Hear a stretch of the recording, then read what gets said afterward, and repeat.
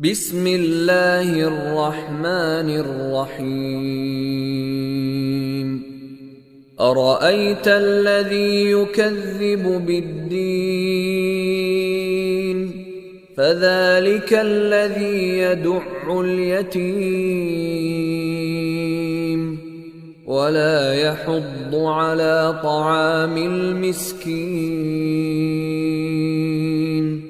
فويل للمصلين